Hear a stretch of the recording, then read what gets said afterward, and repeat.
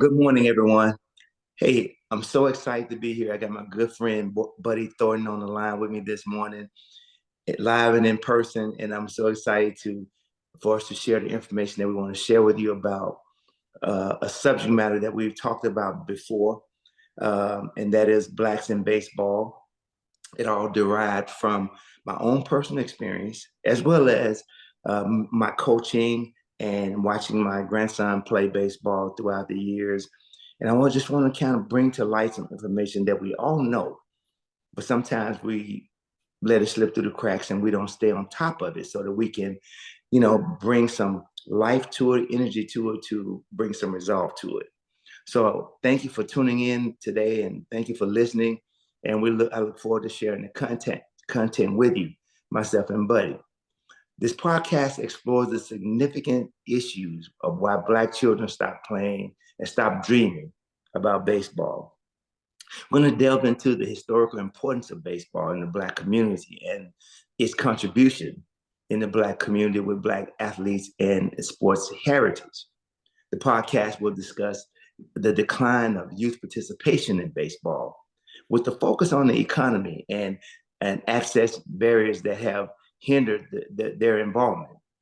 It also is going to address the cultural shifts and the rise of other sports that Blacks are participating in, which have influenced the choices that Black athletes make because of the lack of representation in the sport. The podcast will also highlight on the grassroots initiative programs that aim to revitalize the interest of baseball among the Black youth and offer potential solutions to restore the dream of Black players playing baseball in their community. And in conclusion, we'll emphasize the need for active support and advocacy to ensure that Black children continue to dream and play baseball, fostering that diversity into the sport. And with that being said, I want to introduce my good friend, the editor of my book, The Black and White of Baseball, Overcoming Baseball and Bias in Life, Mr. Buddy Thornton.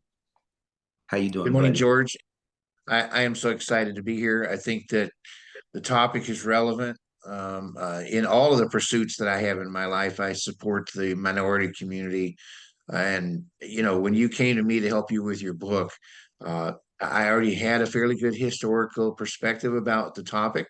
And then I did some research to help you finish your book. And, it's a sad thing, but again, I think that some of the talking points you have today will point out that some of these things, just based on the way the world works, we're eventually going to start to filter out into the reality that we have to face. There are some things we can do by focusing on how we can overcome some of the natural things that have happened, as well as some of the sad things that have happened because of exactly what you talk about, the bias across the society. Yes, thank you. And I want to say too, we come to you with the information that we're going to share today with the hope of change, not necessarily the hope of blame. Because I believe that in our honesty and our truth, as we have discussions, open discussions, change can take place. It's when we're silenced, is when we limit our structure of change in society. So I hope everyone sees this podcast as a avenue and a gateway rather than a hindrance or a position of blame in this situation. So that is our intent.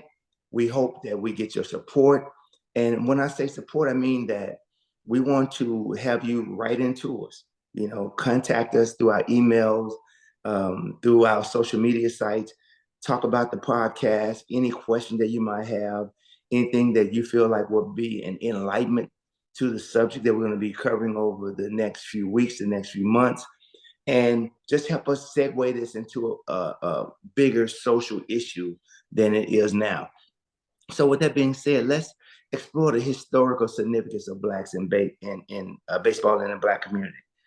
And from my experience and what I've known about baseball from a historical perspective, Blacks didn't start playing baseball as a way of segregating themselves from the white community. It was developed because of being alienated from a sport for all of us to participate in together. So we wanted to, they had to have an avenue, we had to have an avenue for us to participate in a game that we love and we're passionate about. And so the Black baseball community started within itself. And so, buddy, what did you think about that? And how, what's been your experience that you've seen in this area? Well, every sport generally starts with one or two innovators. And when the old Negro League started, before they were segregation was the barrier was broken by Jackie Robinson. It was very important for the Black community to see itself as being capable and certainly deserving to play a sport that people loved. I mean, when you look at some of the historical names from the Negro Leagues, people that I think would have benefited from playing in baseball in a multiracial situation from the beginning in the 1910s all the way to 1947 when Jackie Robinson broke through. Uh, you know, I think baseball would have been enriched. I think baseball would have been had a net gain, not had all the problems that it had. But we did have some things that happened in those time periods. We had World War II, one. We had the Great Depression. We had World War II. Even the U.S. Army didn't desegregate until during World War II, and that was something that woke up the nation. And when it Mm, woke up the nation, there were some very important people who decided, you know what, if we can let any person fight for our country, for our freedom, then we need to open the doors. But of course, then it still took some innovators, right? You had to have an innovator that would break down that barrier. So when Branch Rickey worked with Jackie Robinson and brought him to the major leagues, it was swimming upstream. He really had to fight a fight, but it wasn't as upstream as a lot of people want to make it because first of all, the Negro Leagues had already proved that they had value. They had already proved that they could compete. And if you look at some of the records from that league, they would easily have competed with all of the white baseball players. mhm, So once Jackie Robinson was through the door, yes, in certain environments in the deep South and some of the South coastal states, he was still mistreated. He had to stay in other hotels away from the team. There were still little things within society itself that he had to overcome. But the door was open not because Branch Rickey thought it was time. The door was open because the Negro League spent decades proving that they were equal. And so the historical perspective was when we were allowed to look and see that it didn't matter about the color of your skin. If you could play, you needed to play. Then yeah. that was the beginning, but it didn't stay that way. And that's what we're going to talk about. Yeah, and that's an interesting point that you brought up about some of the historical players in the league, Satchel Paige, Josh Gibson, Cool Papa, and some of those guys that we know of. And if you've ever visited, for the listeners who've ever visited the Negro League Museum and seen, or the Hall of Fame Museum, uh, you will see these faces. And it was such a significant point when Major League Baseball decided it was time to integrate those players into the Hall of Fame and into what would be considered the White Hall of Fame.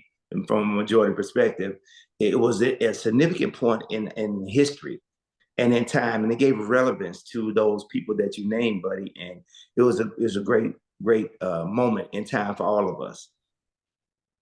Uh, I, so, I think I think I have to agree with you, George, to a point. I think mhm, the inclusion has to be all inclusion. mhm, And when the Hall of Fame decided to open up a wing for the black players from the Negro League era, what it was an acknowledgement that we failed them.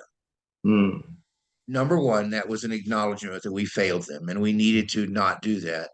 And yes, there have been some periods where there's been some blowback, but at the end of the day, the broader society said, yes, enough is enough. Let's move forward. We're a better people than that. Uh, Sadly, even today, there are people who are not really looking at it from an all inclusion standpoint. But at the end of the day, once that barrier came down, all of the barriers had to come down. And yes, I celebrated the day that they opened up the black wing because it meant that some of the people who deserved to be there may have gotten their due even after they had left us. But Yes. it uplifted an entire group of people in the country. And how many acts can you do? How many acts do you see within your lifetime that uplift an entire group of people? Wow. How well, I couldn't have said it any better myself, buddy. So now let's talk about the economic and access barrier into the game. Let's talk about a little bit of the impact of lack of resources or limited resources and how that's impacting youth baseball now. What's your take on that, buddy? Well, I grew up in a very small town in Texas, and uh, the white farmers and the white ranchers, and then some of the city people uh, were not the majority group. I mean, if you combine the oil field workers and you combine the farm workers and the Hispanics and the blacks, it was a fairly distributive mix. And so I grew up in an environment where we had one league. So every player played. It didn't matter if they were Mexican, black, didn't matter where they came from, didn't matter what they looked like. Everyone played. And you had to play based on your skill level, Mhm. not who you were. And so I was isolated from that in that era. But then once I got into the broader topic and I became an adult, I started to see some of the things that I felt was pretty good about. I mean, in the '60s and the '70s, there were a lot of black professional baseball players, a lot. But then society started evolving. Some of the technology changed, and some of the opportunity curves changed. And when an opportunity curve changes, there's got to be a reason. Now, when I researched for your book, what I found was there were people in the sport who were not happy that some of the changes were made, and it isolated everybody from the same problem. Problem was that there has to be a conduit to utilize your ability. All the kids who were the big fish in the little pond, who did not have access to superior coaching, they might have been good, but they didn't get an opportunity to play with a superior coach. So they were not developed. And part of that economic curve is how many people does it take to play a game of baseball? Even if you're playing a sandlot game and you only got 4 or 5 players on a team, anybody can get a hit. Just hit them where they ain't, right? I mean, that's kind of the way it works, right? So Yes. play a real game of baseball, you really needed 18 people. You had to Yes. have now think about society today. Think about society even in the 2000s or maybe even the 1990s. How many ways could you get 18 people together to play baseball? Basketball had a decided advantage. There weren't a lot of black players in basketball until the late 60s. And then when Yes. you started getting into the 70s, 80s, the basketball players who grew up in the environments where they got to play basketball on the playgrounds, in the 2-on-2s and the 3-on-3 leagues. And it wasn't about coaching at that point. It was about natural gifts. It was about, can I dominate the other guy? Hmm. But in baseball, that's not the way it works. In baseball, even the most dominant player only hits 300. Right. So if you can't play on a team, and if you can't find a way to get a team together to play with, you're not going to be wanting to play baseball. And so another factor, the one small factor about the economics was that uh, because there were very huge deserts where we call them now, we call them like digital deserts or food deserts or whatever you want to call them. There was Hmm. talent deserts, and the talent wasn't the players, George. The talent was the coaching. Yes. So if you didn't have qualified coaches, what did you do? Well, a lot of the parents and a lot of the associations got together and they made these superstar leagues, these traveling leagues, but you had to be invited to play in those leagues and you had to have access to insurance because the Yes. leagues couldn't exist and the players couldn't play without proper insurance. Correct. And I'm sorry, when you look at the economics and this curve from the 1960s even to today in a lot of the areas where there are disadvantaged populations, picking up the check for that insurance so your kid could play a sport was it was almost like a fine. Says, yeah, I'd love to have your kid on my team. Can you afford the insurance? Well, Right. I'm sorry. I know he's a great player, but And of course, there were some instances based on bias where the associations actually put those barriers in place so they could isolate it Mhm. to the more affluent players. Keep in mind, the economics meant that no matter how good you were, if you could not write a check, you could not play.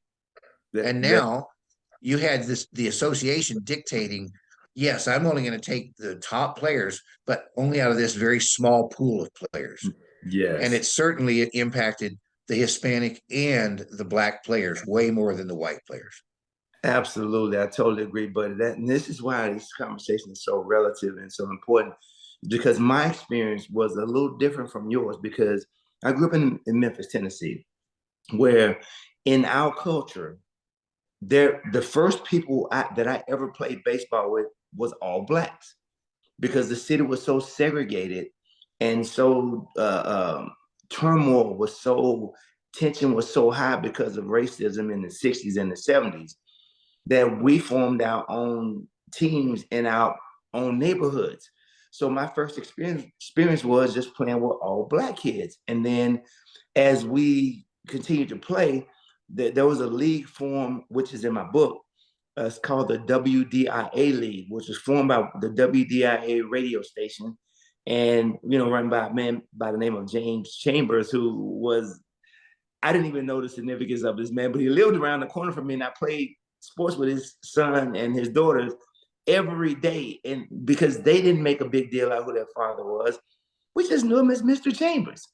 And so the league started, and we would play. And as I got really good in the game and in the sport, I noticed that there started to be a shift in who was coming to watch the games. And it was white coaches from what we would look at now as scout teams or club teams. So one day I was approached by one of those individuals, and he asked, would I come out and try out and play with his team? Well, I'm like, okay, man, I was excited because, hey, someone's paying attention to me other than a black coach, black community. I was like, okay, maybe here's an opportunity here. So I went home and told my father and mother, and they were like, okay, yeah, we'll take you out there. Where we practiced at was the local high schools or parks, and the fields weren't so good, so taken care of. Where I went for the tryout at to play with these kids, the other elite kids, it was at Rose College in Memphis, Tennessee, Midtown. So now I'm in an area that I had never been in before, as far as other than passing through in a car and driving and seeing this immaculate field university up close in person. And when I got there, if you once you get a copy of my book, those of you in the audience, you'll get a chance to see what my experience was in that culture and in that situation. But everything that Buddy mentioned, it encompasses some issues that I had, some positives that I had in that moment as well. So now I want to shift over to the cultural shifts and diversity of the sport, which we're talking about now, and how it's impacting and what's happening right now in baseball. And so, buddy, give me some insight on your experience with that at this moment. Well, all you really have to do again is isolate the sample. Take a look at all the how great some of the players were in the 60s, 70s, and 80s, especially a lot of the black players. And you had like Frank Robertson moved into management. You had Dusty Baker moved into management, but there was not a steady stream of black players who either were given an opportunity or even wanted to be in management in baseball. Part of it was a positive economic stream, and that was because players were beginning to have access to better endorsements. They were Yes. able to make other money. Would you want to be a manager standing in a dugout in a sport in an area where you played, where you were actually out there in front of the crowd, and Mm-hmm. now you're isolated to the dugout and an occasional trip onto the field? It's almost like I'm done with the sport, except, well, I can still be relevant, but why? Why? What was the draw? There were so many other social things that the black players could do, Mm-hmm. especially since they could greatly impact the black community through endorsements and through making investments and doing other things. there was no draw to be in that vein. And there Mm-hmm. were very few owners when they compared the black athletes to the white athletes and considered them for management. Mm-hmm. They were looking for someone that they could look in the mirror and see themselves. Mm-hmm. Yes, there were some innovators. Frank Robinson was a great baseball manager. I loved his teams. Dusty Baker stands head and shoulders above the rest with his Yes. world championships. Yes. But but when you look at it and then you start wondering, okay, why is there a decline of black management in baseball, field management, not necessarily even above that, but there's no black executive tree in baseball because the owners, well, it's a good old boy network. Plus, it's also what owner doesn't bring his own team in to run a team, right? It's an Yeah. organization, it's a business. Mm-hmm. So if first of all, if the black players aren't expressing a very direct interest and willing to set aside some of their own viewpoints about what do I want to do, how do I want my image to be to the general public, Mm-hmm. there was no conduit that really matched. They didn't run stride for stride. And so we end up in a situation now in 2023 where Dusty Baker is retiring and there Yes. will be no black managers in baseball. Exactly. Now, what does that look like for the black player who is 16 years old and he wants to become a pro? Not only does he not have a sufficient role model pool in the sport, but now he doesn't even have a friendly face on the management side. 100% correct, buddy. And that's why we say representation matters in every Absolutely. sport, but especially in this sport where it's lacking representation from these executive offices down to the little league fields where these kids are trying to participate and play and find role models in all of those organizations to help them identify and see themselves moving upward in that manner. And your example of Dusty Baker is spot on. And so that's why, when I look at the Little League World Series, we just had a Little League World Series championship and softball championship for the girls. How many black kids did you see on that Little League baseball team? Not one. How is it possible in 2023 that we have a community as broad as they pull those kids from to play this sport, and not just the team that won, that you can't find one black kid that's worthy enough to participate and be on that team? That makes no sense to me. That hurts the grassroots development and initiatives that MLB is putting into place with Hank Aaron events, with and some of the other MLB things that are being placed in perspective right now to help facilitate that dream coming true and those accessible opportunities where communities can see us and see our children as viable people in that community. First of all, take a look at the two things that have impacted it the most. Number one, we're now a digital society. We're no longer an outdoor society. Mm-hmm. The percentage of kids who actually even get off the couch and go out and try to play sports Mm-hmm. has drastically reduced. Yes. You don't have a talent pool out there. Right. And there's a huge dichotomy where you have complete, huge, vast amounts of territory, especially in the South, where you have a fairly large representation of Black people in the community, Mm-hmm. but there is still a harbored segregation issue. Mm-hmm. So, in the areas where you might have a fantastic talent pool, that's where you're facing the most harsh bias in the area. Now, go up to some of the northern states. Let's look at Detroit, Michigan as an example. Okay. The time that you can play baseball based on the weather and based on Yes. accessibility is hugely diminished. Yes. You can play basketball in a gym. You can uh, practice doing anything. You can throw a baseball around, but you can't get out the sticks. You can't do what you got to do. So Yes. it's really difficult to coach in an environment where you might even have a fairly significant minority population, Mm-hmm. but they see a lot more opportunity in basketball. They see a lot more opportunity in other economic areas. So the talent pool has diminished, and the accessibility is, why would I want to fight upstream in a sport where there's a very minimal representation when I Yeah. can go over here and play a sport where there's a large amount of representation? So it is a psychological curve issue. And the once you get on a track where you have a diminished talent pool and you have diminished interest, what you're going to have is like what you describe in your book. You're going to Yeah. have less players who are going to get the opportunity, and the ones who do get an opportunity, are they the best players? Are Yes. it does? I mean, is it possible that the absolute best baseball players who could have came out of the black community are literally playing on the NBA teams instead? Yeah. You No, you're know, right. You're right, because so right here in our city, and MLB has done what I think is an admirable. It took an admirable shot at creating a institutional environment for kids to play. So they've created 10 MLB facilities based and built on bringing in minorities, building up the black community, introducing the game to them, providing professional coaches, guys that played the game, maybe still playing the game, invite old timers in that have been Hall of Famers, so that the kids can actually see them, touch them, have conversations with them. But when you go to the facilities, who's actually using the facility?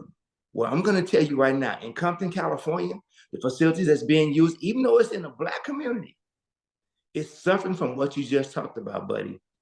Those kids are playing football and basketball rather than baseball. So who's using the facility? A majority or a lot of Caucasian kids. And you can't stop them. You can't stop this from happening because you want to integrate the sport also.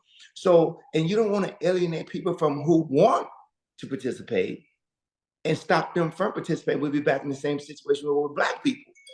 But it's not effective what's happening. We got to find another way to bring the black pool into those facilities to participate, and starting at the lower levels, engaging with the families, and then grow it up from there. The funnel's got to be reversed. Rather than the big part being at the top, we got to start with that funnel base being at the top and bring it up to the cone. So now we get a broader base with the younger children, build that family structure in there, and the significance that they play in that community, baseball community. Say, okay, now we got something. Let's hold on to them, show them that we matter, they matter, and it's for the development of the game and the sport for everybody. Why you should stay in the sport, not just play football and basketball. well, and then you also have the one dynamic that you and I, no matter how passionate we are about making sure it's an inclusive sport, when you think about how many levels you have to go through to get an opportunity to play at the major league level, it only takes one person with a chip on their shoulder, one person with a bias to close one door. And it changes one choice in that entire long thread of choices that a black family or a black child has Yes, to make. it's And true. if that door is shut and they can't find a way around it, or they don't have an influential person, a role model, and someone who has the influence to get that door back open, they're going to go to the easiest path. They're going to find something else they can do. Yes, And, you're right. I've been to LA and I've seen some of the fields, and, compared to, I mean, I played on the dirt field when I was a kid. I mean, we were lucky to have a backstop, but we definitely had a dirt field. And there was a home run is if you could beat the ball to home plate, you had a home run. So, I've been there, done that. But, even with the beautiful fields and some of the people who have donated money and made things happen, they cannot stop the dynamic that if just one door closes and a child or a family sees a better opportunity somewhere else, they're going to take it, because that's the other part of that economic dynamic is now even the black community has a very large palette of choices. And yes, if they true. they feel resistance, they're going to go, I can go do something That's else. true. I'm just not going to do this. That's So true. we have to nurture them. The word is not access. The word is in nurturing while Yeah. we give them access. And Yes. then you have to eliminate that closed door effect. Well, buddy, I think that that was well said and well spoken. With that, we're going to bring the podcast to a close for this moment in time. But audience, I want to say thank you to Buddy. Buddy, can you tell us where the audience where they can find you and what you got going on right now? Because it won't be the last time that we're together. Absolutely. Well, George, I always love spending time with you. People can get a hold of me. They can find me on LinkedIn with my name, Buddy Thornton, or they can get a hold of me with an email address, which is right on the screen. It's Buddy, ESCA Pro at gmail.com. I've got my phone number on LinkedIn. I answer all my calls. People, if I don't answer on the first call, leave a voicemail. Tell me that you heard me on George's podcast and you'd really like to talk to me about how to help your community get beyond some of these barriers, how to eliminate some of these playing deserts for these players. But George, they can also get a hold of me through you. And Absolutely. I think it's important to note that. Yes. Well, buddy, I want to thank you. And audience, I want to thank you. Please, like I said in the beginning of the show, please email us, contact us by phone, go through our social media, however you can. If you know of any sponsors that want to contribute to our journey and our path of providing bats, gloves, balls, equipment, uniforms to different individuals that cannot afford to pay those exorbitant costs with material that they need to play the game, please let us know. We'll make sure that, and any kids, if you know any kids that need those things, please reach out to me and let us know, or Buddy and let us know. We'll do our best to hopefully become a blessing to those families and those kids. But more importantly, we need your voice. We need your consistent education on the sport. And we'll be back with you again in next week. Have an opportunity to share a little bit more about not just baseball, but other things as well. Thank you for tuning in. I hope you have a great day.